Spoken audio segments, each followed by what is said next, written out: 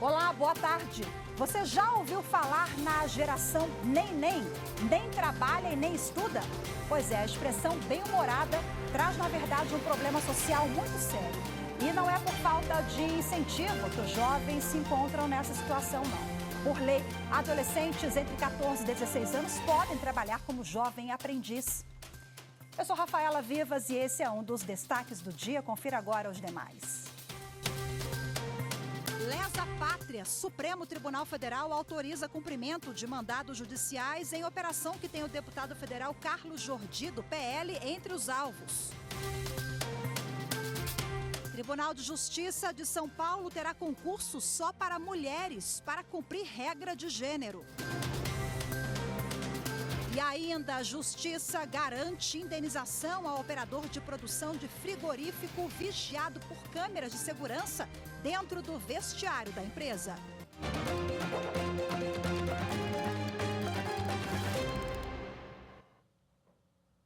O ministro Alexandre de Moraes, do Supremo Tribunal Federal, autorizou o cumprimento de mandados judiciais em mais uma fase da Operação Lesa Pátria. O deputado federal Carlos Jordi, do PL do Rio de Janeiro, está entre os alvos da ação. Ele prestou depoimento à Polícia Federal no fim da manhã de hoje. É a primeira vez que um parlamentar é alvo de busca e apreensão na Lesa Pátria. Veja os detalhes na reportagem de Evne Araújo. Um dos mandados de busca e apreensão foi cumprido no gabinete de Carlos Jordi, na Câmara dos Deputados. Os agentes da Polícia Federal também estiveram na casa dele em Niterói, município do Rio de Janeiro. Segundo as investigações, o parlamentar, que pertence ao partido do ex-presidente Jair Bolsonaro, é suspeito de incitar os atos antidemocráticos do dia 8 de janeiro. Ao todo, estão sendo cumpridos 10 mandados judiciais expedidos pelo STF. 8 no Rio de Janeiro e 2 no Distrito Federal. Esta é a 24ª fase da Operação Lesa Pátria, uma ação permanente para investigar e punir os responsáveis por promover a invasão aos prédios dos 3 poderes no ano passado. São apurados os crimes de abolição violenta do Estado Democrático de Direito, golpe de Estado, associação criminosa e incitação ao crime. Nas redes sociais, o deputado federal Carlos Jordi publicou um vídeo sobre o caso. Ele se defendeu das acusações de estimular as manifestações que questionavam o resultado das eleições de 2022. Eu, em momento algum do 8 de janeiro, eu incitei, eu falei para as pessoas que aquilo ali estava sendo, que aquilo era correto. Pelo contrário, em momento algum eu estive nos quartéis generais quando estava acontecendo todos aqueles acampamentos. Nunca apoiei nenhum tipo de ato, tanto anterior ou depois, no 8 de janeiro. Até o dia 8 de janeiro, foram cumpridos 97 mandados de prisão preventiva e 313 de busca e apreensão. No total, foram apreendidos mais de 11 milhões de reais em bens dos investigados. A ministra Carmen Lúcia, do Supremo Tribunal Federal, negou o pedido de revogação da prisão de um padre acusado de integrar um esquema criminoso de desvio de verbas do Instituto São José, do Hospital Padre Zé e da Ação Social Arquidiocesana em João Pessoa, na Paraíba. Acompanhe, a narração é de Regina Souza. De acordo com o Ministério Público paraibano, Egídio de Carvalho Neto, conhecido como Padre Egídio, teria desviado recursos públicos destinados ao funcionamento do Hospital Padre José, quando na ocasião era presidente do Instituto São José, com auxílio de 2 outras pessoas investigadas. O padre é investigado por lavagem de capitais, peculato e falsificação de documentos públicos e privados, por meio de organização criminosa. A defesa alega que o padre está afastado das funções e que os bens estão bloqueados. Na avaliação da ministra Carmen Lúcia, não há ilegalidade que justifique a revogação da prisão preventiva antes de pronunciamento definitivo do pedido pelas instâncias anteriores. O técnico do clube de futebol Motoclube, Márcio André Corrêa Cantanhede, conhecido como Marcinho Guerreiro, de 45 anos, foi preso no gramado do estádio Frei Epifânio, em Imperatriz, no Maranhão, poucos minutos antes do início de uma partida de futebol. O motivo foi a falta de pagamento de pensão alimentícia. A Delegacia Regional de Imperatriz, no Maranhão, informou que o técnico de futebol foi encaminhado para a delegacia durante o plantão e, posteriormente, levado para a unidade prisional de ressocialização na cidade. Em nota, o motoclube afirmou que não teve conhecimento da situação envolvendo o técnico e que tomará as medidas após a apuração dos fatos. No Distrito Federal, a Justiça absolveu uma ex-deputada denunciada por compra de diplomas. Acompanhe os detalhes agora na reportagem de Pablo Lemos. A ex-deputada distrital Thelma Rufino foi absolvida pelo Tribunal de Justiça do Distrito Federal e Territórios por falta de provas. Na denúncia oferecida pelo Ministério Público, a ex-deputada foi acusada de comprar diplomas falsos de graduação e pós-graduação de uma faculdade particular no Distrito Federal. Para o TJ, a instituição que emitiu os documentos questionados deveria ter os registros necessários para comprovar a frequência e a aprovação dela nos cursos. Na busca realizada no local, foi apreendido apenas um livro de atas destinado ao controle de entrega de certificado de conclusão de curso. O documento constava o nome da ex-deputada. A seguir, vamos falar sobre a geração que não trabalha e nem estuda, a geração nem. Os jovens estão perdendo a oportunidade de ingressar no mercado de trabalho. Os detalhes você confere em instantes, voltamos já.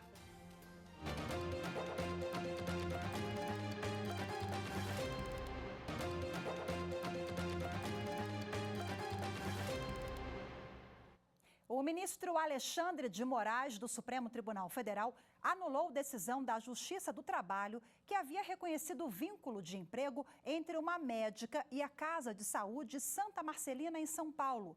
Na ação trabalhista, a médica pretendia que fosse reconhecido o vínculo entre 2014 e 2019, quando trabalhou na Casa de Saúde por meio de um contrato de prestação de serviços.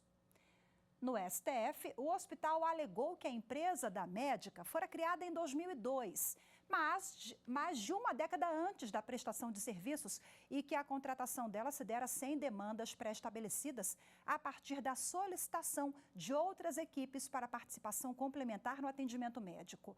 Na decisão, o ministro Alexandre de Moraes aplicou o entendimento da Suprema Corte sobre a validade de formas de relação de trabalho, que não a regida pela consolidação das leis do trabalho. Uma pesquisa do IBGE aponta que quase 11 milhões de jovens brasileiros com idade entre 15 e 29 anos não estudam e nem trabalham. Na prática, isso significa que 1 a cada 5 pessoas na faixa etária não está matriculada em escolas ou universidades, nem exerce qualquer ocupação profissional. A reportagem é de Evne Araújo. Eles estão sendo chamados de geração nem estuda, nem trabalha. Esse fenômeno tem sido analisado nos últimos anos pelos institutos de pesquisa. E são diversos os fatores que levam os jovens a ficarem fora da escola e do mercado de trabalho. Alguns estão nessa situação devido ao desemprego ou falta de educação adequada. Outros por questões familiares, de saúde, empreendedorismo ou desinteresse nas ocupações disponíveis no momento. O levantamento feito pelo IBGE, o Instituto Brasileiro de Geografia e Estatística, aponta ainda que o fato de não haver instituições de ensino de qualidade e oportunidades de trabalho próximos de casa também contribui para colocar cerca de 800 mil homens e mulheres nessa situação. Ainda de acordo com o relatório, em 2022, entre os jovens de 15 a 29 anos do país, 10 milhões e 900 mil não estudavam nem trabalhavam. 4 milhões e 700 mil deles disseram que no ano passado não procuraram emprego nem gostariam de trabalhar. Do total de pessoas jovens que não estudam e não estão ocupadas na juventude, pouco mais de 61% eram pobres, com renda domiciliar per capita menor que R$ 34 por dia. E 14,8% eram extremamente pobres, com renda domiciliar per capita abaixo de R$ 11 por dia, de acordo com as linhas de pobreza do Banco Mundial. A especialista em recursos humanos, Carolina Borges, alerta que jovens que não estudam e nem trabalham podem ser um problema para o desenvolvimento da economia do país. Abrem-se as vagas e às vezes você não tem as inscrições necessárias ou as pessoas desistem no meio do processo, às vezes sem nenhum tipo de explicação.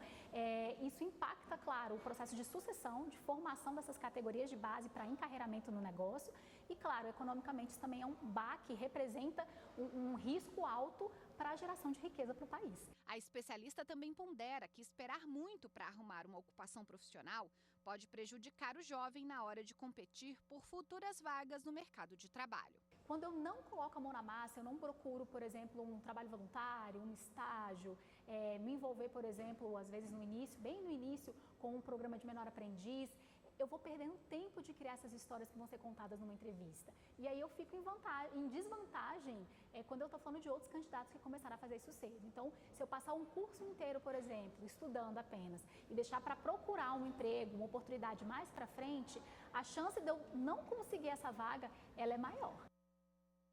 Bom, e agora, para a gente repercutir esse assunto, eu recebo aqui no estúdio da TV Justiça a diretora da Associação dos Advogados Trabalhistas do Distrito Federal, doutora Caroline Sena. Seja muito bem-vinda. Boa tarde, doutora Carol. Boa tarde, Rafaela. Boa tarde aos telespectadores aqui do Jornal da Primeira Edição. Um prazer. Bom, prazer é nosso. Eu gostaria de que a senhora explicasse para a gente de que forma, no âmbito do direito, da justiça, essa geração neném, esse movimento, essa tendência, ela afeta as relações trabalhistas. É importante dizer, Rafaela, que essa geração, esse fenômeno, ele não é restrito só ao Brasil. Ele é um fenômeno mundial, mas aqui no âmbito do Brasil, ela afeta diretamente porque começa a ter uma precarização das relações de trabalho. Esse jovem que fica por muito tempo nem estudando, nem trabalhando, quando ele retorna, ele sempre retorna com um passo atrás. Ele sempre retorna ganhando menos, porque também nós estamos diante de uma geração, essa geração Z, que ela é muito conectada, ela é muito antenada, ela tem acesso a muita informação. Então, você imagina, a pessoa não trabalha, não estuda e, paralelo a isso, tem todo um grupo de jovens da mesma faixa etária que tem avançado. Então, quando esse jovem vai para o mercado de trabalho, ele vai de uma forma completamente precarizada. Ele perde em salário, ele perde em tudo, em qualidade mesmo, em capital humano, né? Esse investimento no capital humano, que é o capital do estudo, o capital do trabalho, ele acaba atrasando e fazendo com que toda a sociedade, porque reverbera em toda a sociedade. O neném, ele não impacta só diretamente a vida dele, ele impacta toda a sociedade. Daí porque é um tema que merece a atenção de cada um de nós, não só do governo, mas você como empresário, você como advogado, profissional liberal, médico. A geração neném, ela precisa ter um olhar de toda a sociedade, porque reverbera em cada um de nós. É uma questão complexa, a gente está falando aí de vulnerabilidade social, econômica, políticas públicas, né? Porque já temos um arcabouço jurídico que protege o trabalhador, né? Temos uma série de normas nesse sentido. E falando nisso, eu quero citar a lei que regula o menor aprendiz, que abrange entre 14 e 16 anos, é isso, doutora? Na verdade, houve uma alteração agora para 14 a 24 anos. Né? Você pode trabalhar como menor aprendiz nessa faixa etária. Só que o contrato do menor aprendiz, que é um contrato de trabalho de menor aprendiz, com todas as garantias. Carteira assinada? É uma carteira assinada. Ele tem que ter a possibilidade de estudar. Então, não pode ser um trabalho, por exemplo, que inviabilize o estudo dele, que inviabilize toda a atividade que esse jovem precisa ter para sua formação também pessoal e profissional. Então, é um contrato que tem uma duração de 2 anos, mas ele abrange médias e grandes empresas, né? Porque você tem que destinar de 5% a 15% de vagas, a depender da quantidade de trabalhadores que tenham nessa empresa. Mas eu costumo dizer o seguinte, claro que a pequena empresa ela não vai conseguir, mas é possível que ela dê uma atenção especial para o jovem que precisa de um primeiro emprego, ainda que ela não tenha uma obrigatoriedade em razão do número de trabalhadores que ele tem ali. O trabalho temporário também é uma porta de entrada importante, né? É uma porta de entrada, porque ela também ela tem que observar qual é o valor da hora, da jornada, né? É uma pessoa que vai ter direito a férias, a 13º, tem todas as garantias, né, de um trabalhador que exerce aquela atividade, porque o trabalho temporário é um trabalho basicamente em substituição, mas eu não vejo que o jovem, assim, ele é uma porta de entrada, mas não é uma garantia interessante para o jovem. Ele não vai ficar desempregado, mas provavelmente ele vai ter um problema se ele continuar sempre de trabalho em trabalho temporário, porque vai haver uma precarização, né? Ele acaba cobrindo, como se fossem bicos, mas bicos formais. E não é o interessante para a geração neném. Claro que eu não estou dizendo aqui que ele não tenha que aceitar. É muito melhor você estar no trabalho temporário e você começar a adquirir experiência nos seus trabalhos do que ficar sem trabalhar, sem estudar. Mas o trabalho temporário, ele não pode ser o fim. Ele é só um meio para que você alcance um objetivo melhor. E ele não dá essa perspectiva, né? Porque tem ali o prazo. Ele tem um prazo. Que ele será encerrado. Que ele será encerrado. Bom, agora uma outra questão importante quando a gente fala dessa geração neném se refere à aposentadoria, porque isso impacta lá na frente. A pessoa não estuda nem trabalha, não contribui. Então, eu costumo dizer, Rafaela, que eu estou muito preocupada com a próxima geração, porque ela é uma geração realmente diferente. Hoje, nós contribuímos para quem está se aposentando. Alguém está contribuindo, vai contribuir para nós nos aposentarmos. E o que vai ser? Porque o nosso sistema, ele é contributivo, ele não é retributivo. Seria muito interessante se a gente trabalhasse todo o tempo, durante toda a nossa vida, e, poxa, cumprir, né, contribuir, agora eu posso me aposentar. Mas não, o sistema, né, da nossa Previdência, ele é contributivo. Então, quem vai contribuir para a aposentadoria desses jovens? Quem vai contribuir para a próxima geração? Tá sendo muito complexo, porque também nós estamos diante de um cenário que eu costumo dizer o seguinte, são dois fatores muito visíveis com relação à geração neném. Claro que ela é residual para as camadas de maior renda e ela é muito visível para as de baixa renda, inclusive num recorte de gênero, de raça, que é muito grave, porque as mulheres são as mais neném e pretos e pardos também estão mais inseridos nesse neném. Mas são duas palavras que me vêm muito fortemente. Uma é a necessidade, porque alguns são neném por necessidade e outros facilidade. Nas camadas mais abastadas, muitas vezes as facilidades fazem a pessoa se acomodar. Aquele jovem fica, meu pai tem dinheiro, minha mãe tem dinheiro, tem aposentadoria, tem herança, tem tudo, e ele acaba deixando. Claro, é residual, mas acontece também. E nós também já estamos numa geração que ela preocupa com novos modelos de trabalho, né? Um trabalho de TikToker, de YouTuber, e nem sempre ela se lembra que ela precisa contribuir para a Previdência, que ela pode ter um problema de saúde que faça com que ele tenha que se afastar e não ter renda, e aí ele não é né, ele acaba não sendo segurado ali do INSS, entre outros fatores que são bem graves. Por isso que eu acho que esse é um assunto mesmo multidisciplinar, onde todos os atores envolvidos, judiciário, políticas públicas no âmbito do executivo, legislativo, enfim, precisam, né, se unir para a gente poder mudar esse cenário. Muito obrigada, viu, pelas considerações, pela entrevista aqui conosco. Eu que agradeço, e jovem, estude, trabalhe, acredite que o estudo é o melhor caminho para que você possa ascender profissionalmente. Perfeito, muito obrigada, até a próxima, doutora. Obrigada, Rafaela, boa tarde. A seguir, Tribunal de Justiça de São Paulo terá concurso só para mulheres para cumprir regra de gênero. Os detalhes em instantes, voltamos já.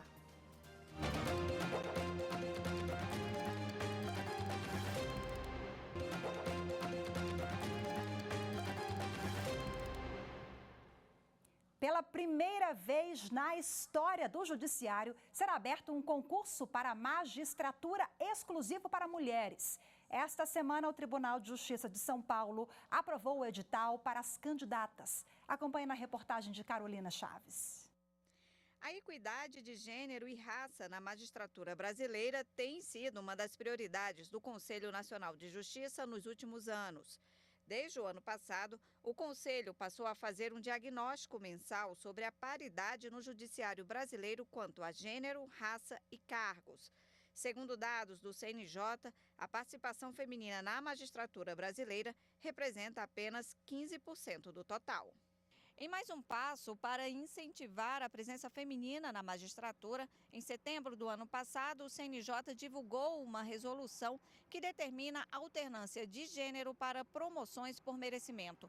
Por isso, todos os tribunais de justiça estaduais, da Justiça Federal e a do Trabalho foram notificados.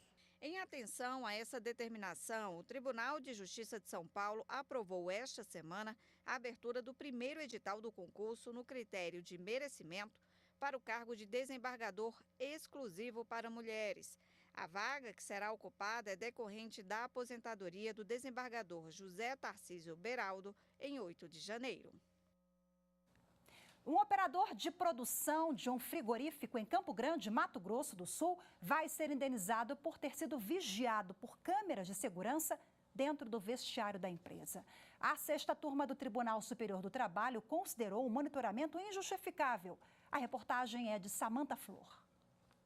O operador de produção trabalhou por 1 ano no frigorífico da JBS. Na ação, o profissional contou que trocava de roupa 3 vezes ao dia em um vestiário com apenas 11 cabines para o uso de quase 200 pessoas.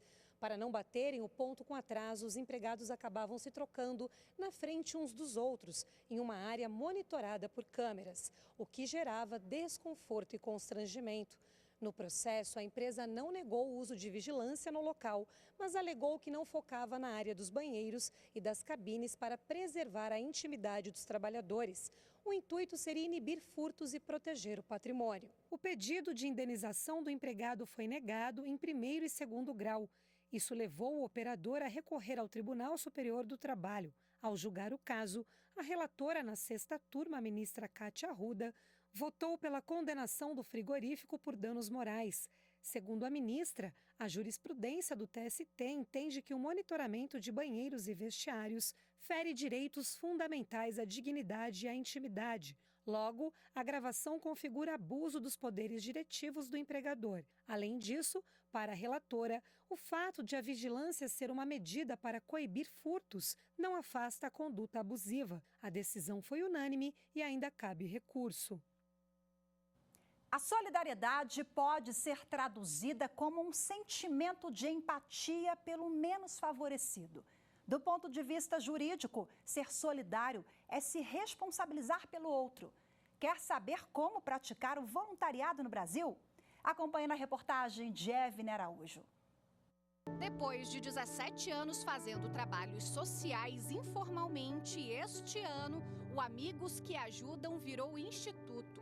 Agora, além das doações pessoais, a instituição pode receber ajuda de grandes empresas interessadas em apoiar a causa. Há cerca de 5 meses, nós constituímos o Instituto Amigos que Ajudam. Então, nós tiramos o CNPJ, fomos estudar, conhecer como funcionava o meio, para fazer uma coisa profissional. Constituímos uma diretoria executiva, um conselho fiscal, um conselho de administração, para que a gente tivesse uma governança e desse mais credibilidade para que as pessoas nos ajudassem. Atualmente, a legislação brasileira permite benefícios tributários a pessoas físicas e jurídicas que queiram direcionar parte do valor pago em impostos a projetos de cunho social.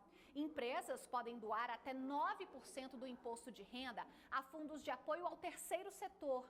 Só no ano passado, segundo o Ministério da Fazenda, 774 milhões de reais foram destinados a instituições filantrópicas. Desde 1998, o país também conta com a Lei do Voluntariado. Ela estabelece as diretrizes legais para a prática de trabalhos de assistência social. O objetivo dela é incentivar a participação da sociedade civil em atividades de interesse público, sem a expectativa de remuneração. A Lei 9.608 veio única e exclusivamente para deixar isso muito claro. Então, quando alguém presta serviço voluntário, que é uma atividade não remunerada, prestada por pessoa física ou entidade pública de qualquer natureza, ou instituição privada de fins não lucrativos, que tem objetivos cívicos, culturais, educacionais, científicos, recreativos ou de assistência à pessoa, esse serviço não vai gerar vínculo empregatício, não vai ter obrigação de nenhuma natureza trabalhista ou previdenciária ou qualquer coisa semelhante. Essa lei veio, na verdade, mais para dar segurança e paz de espírito para quem deseja prestar e para quem deseja receber a contribuição do serviço voluntário. De acordo com a última pesquisa Voluntariado no Brasil, existem cerca de 57 milhões de voluntários ativos no país. O levantamento aponta que os brasileiros dedicam em média 18 horas por mês com trabalhos desse tipo. 74% das pessoas são motivadas apenas por fazer o bem. 11% dedicam tempo a projetos por motivações religiosas. E 9% gostam de fazer a diferença na vida do próximo. O UTI faz parte dessa parcela da população que gosta de fazer a diferença. Depois de assistir ao vídeo da organização não governamental The Street Store, criada na cidade do Cabo, na África do Sul, ela decidiu trazer a iniciativa para o Distrito Federal. A ação recolhe roupas, calçados, brinquedos e outras doações para pessoas em vulnerabilidade social. O tempo, ele é ouro, então você tem que investir naquilo que realmente vai ter um efeito para o mundo, não pensar só em você. Se todo mundo tirar um minutinho do seu dia a dia, um tempinho, uma vez no mês para participar de uma ação, você vai estar fazendo a diferença no mundo de alguém. No Distrito Federal, a estimativa do governo é que mais de 3 mil pessoas não tenham onde morar. Diante dessa realidade, voluntários do projeto Por um Sorriso passaram a fazer ações voltadas para cidadãos em situação de rua. São amigos que se juntaram e daí então a gente tem um grupo no WhatsApp de mais de 300 pessoas. E cada ação que a gente lança, a gente bota lá, que nem nessa hoje de rua. Pães, quem pode doar, daí eles vão colocando. Vamos fazer um kit higiene, o valor é tanto. As pessoas vão doando o valor. Para quem recebe é muito bom, mas para quem doa é muito melhor. É um sentimento de gratidão. Então eu saí do trabalho agora, já vim aqui participar da ação e eu chego em casa com o coração assim transbordando, porque faz muito bem para mim. É verdade, né? Quem doa um pouquinho do seu tempo ali para o outro, nossa, isso faz tão bem para o outro, claro, mas para a gente, né? Esse recado aí fica para a sua reflexão, para você que nos acompanha, viu? Hoje nós ficamos por aqui, muito obrigada pela sua companhia. Ótima tarde, temos um encontro marcado amanhã. Eu te espero. Tchau, tchau.